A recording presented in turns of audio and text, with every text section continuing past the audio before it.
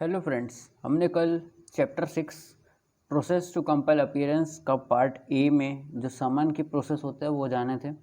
अब आज हम पार्ट बी में वारंट के प्रोसेस को जानेंगे। वारंट ऑफ अरेस्ट क्या होता है, जब कभी किसी को वारंट दिया जाता है तब क्या होगा और कैसे दिया जाएगा, और वारंट ऑफ अरेस्ट में क्या क्या चीज़ें मैंडेटरी होती हैं और कौन इसको एग्जीक्यूट करता है, ये सारी चीज़ें आज देखते हैं हम इस वीडियो में। तो स्टार्ट करते हैं सेक्शन 70 से।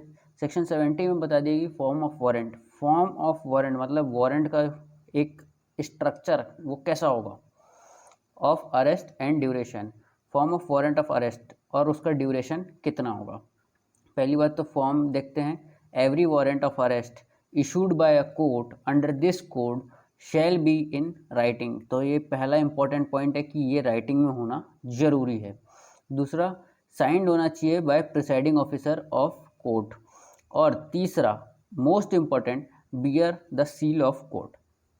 पहली चीज़ राइटिंग, दूसरा साइन, तीसरा सील। ये तीन चीज़ अगर है तब ये वारंट वैलिड है और ये फॉर्म है इसका। हमने कल समन में एक और चीज़ देखी थी जिसमें बताया गया था डुप्लीकेट में होना ज़रूरी है। समन डुप्लीकेट में होना ज़रूरी है लेकिन वारंट का डुप्लीकेट होना ज़रूरी नहीं है, क्योंकि ऐसा कहीं भी लिखा हुआ नहीं है। Every such warrant shall remain in force until it is cancelled by the court which issued it or until it is executed।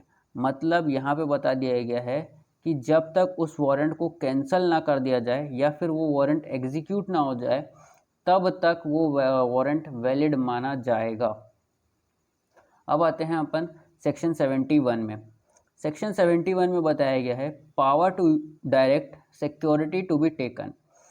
Security लेना, तब यहाँ पे बताया गया एनी कोर्ट, कोई भी कोर्ट अगर इशू कर रहा है वारंट ऑफ अरेस्ट किसी भी पर्सन को, में in its discretion direct by endorsement on the warrant that if such person execute a bond with sureties for his attendance before the court at time specified and thereafter until otherwise directed by the court, the officer of to whom the warrant is directed shall take such security and shall release such person from custody।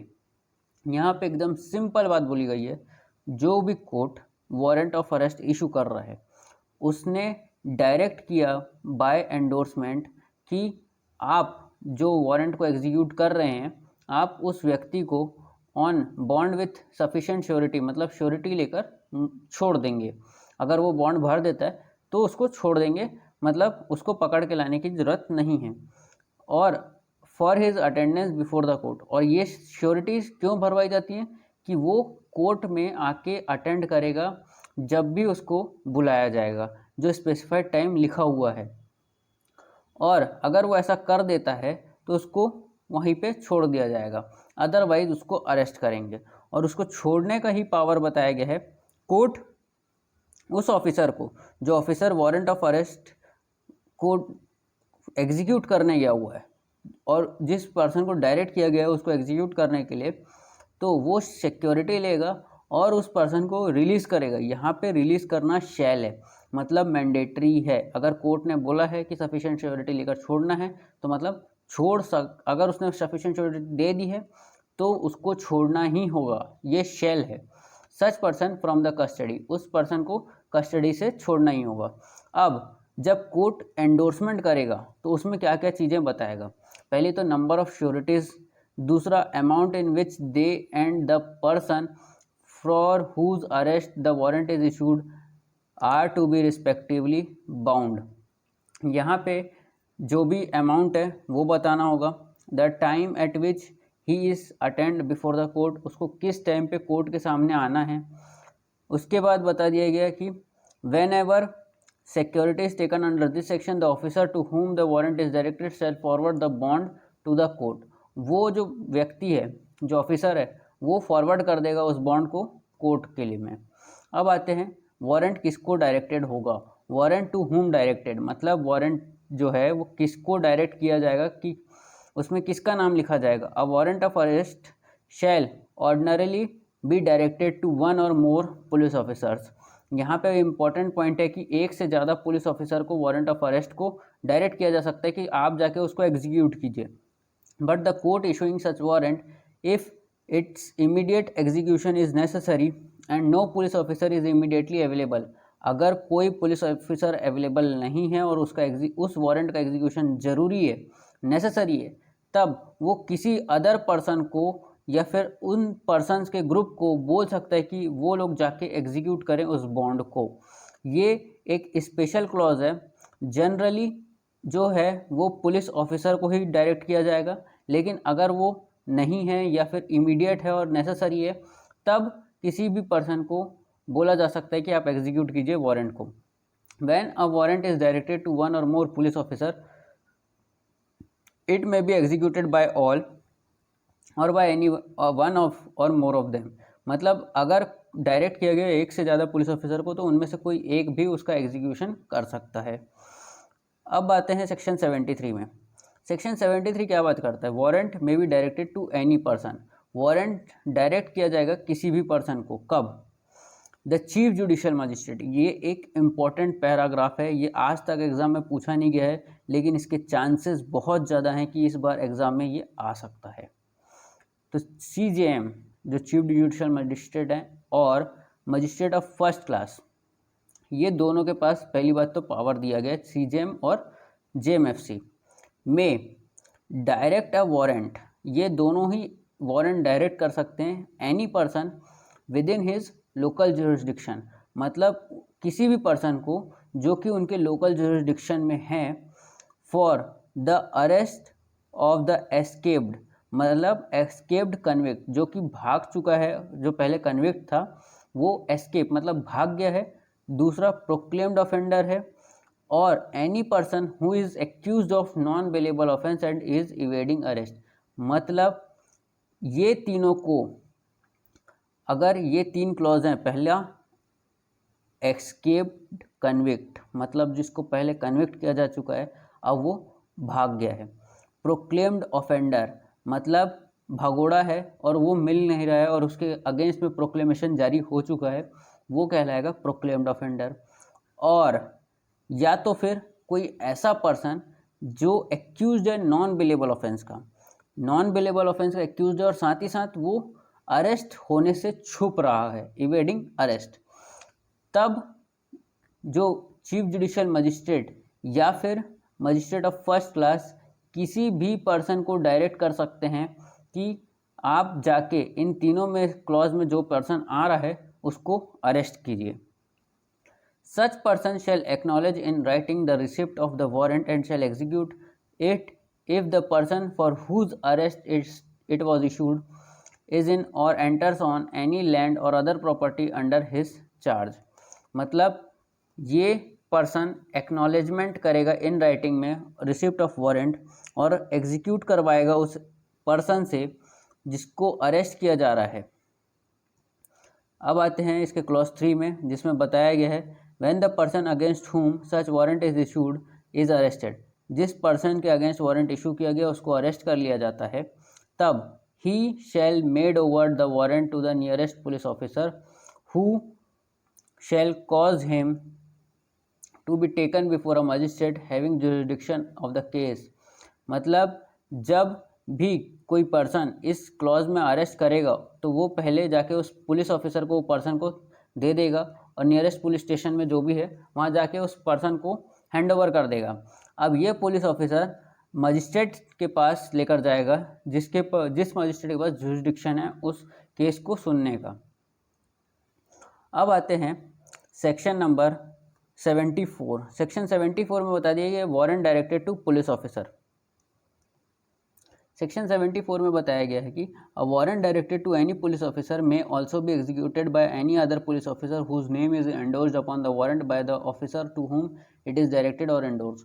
मतलब अगर किसी भी person warrant direct किया गया किसी भी police officer को, तो वो वारंट किसी और पुलिस ऑफिसर के द्वारा भी एग्जीक्यूट किया जा सकता है, उसमें उस पुलिस ऑफिसर जो एग्जीक्यूट कर रहा है उसका नाम एंडोर्स करके, तो वारंट एग्जीक्यूट किया जा सकता है किसी भी पुलिस ऑफिसर द्वारा।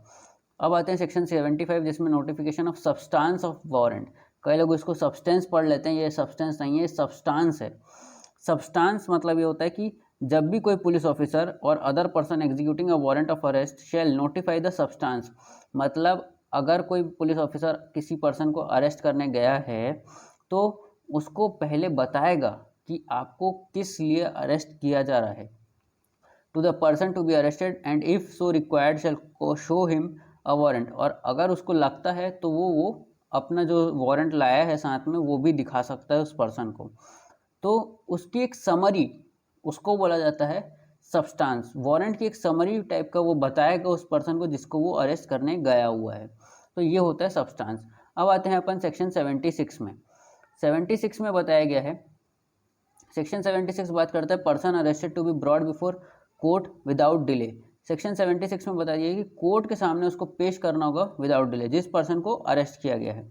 तो जो पुलिस ऑफिसर या फिर अदर पर्सन जिसने वारंट को एग्जीक्यूट किया है, वारंट ऑफ अरेस्ट को, विदाउट अननेसेसरी डिले, मतलब कोई भी अननेसेसरी डिले नहीं करना है और उस पर्सन को अरेस्ट करके कोर्ट में प्रेजेंट करना है, before which he is required by law to produce such person.